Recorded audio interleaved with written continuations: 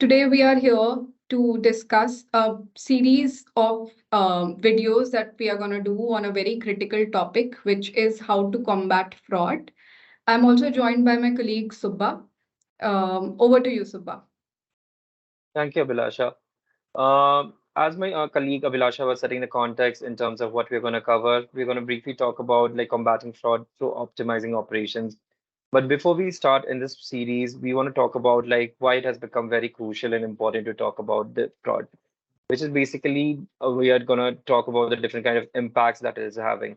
So as Abhilasha mentioned, like we there is going to be a lot of granular impact that we are seeing in the industry.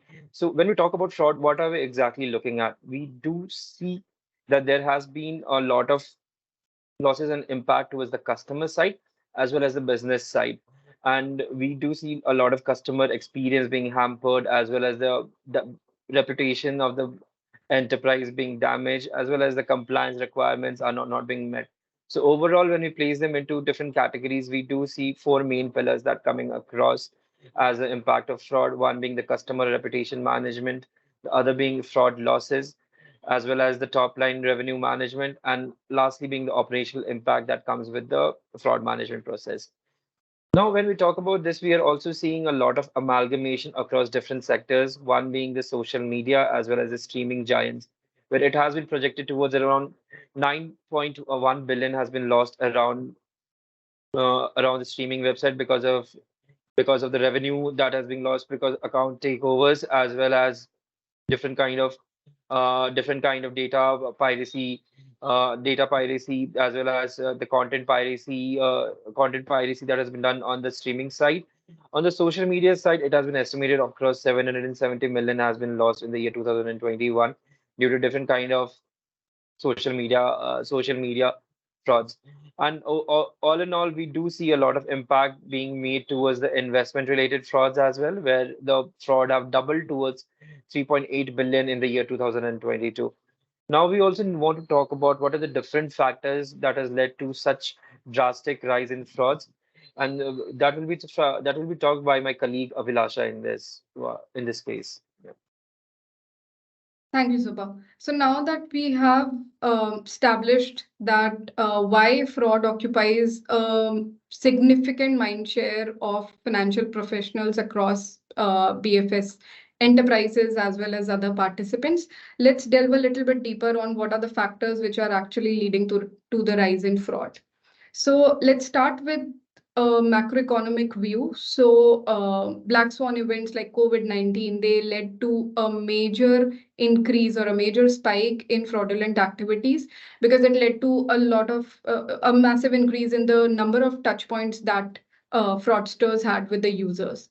And a similar trend we can see with the economic downturn or impending recession. So this leads to a lot of fraudsters entering into financial space and trapping innocent users. The other major factors would be the lack of awareness, especially with user segments such as the elderly or people less receptive or having less adoption or less accustomed with digital channels.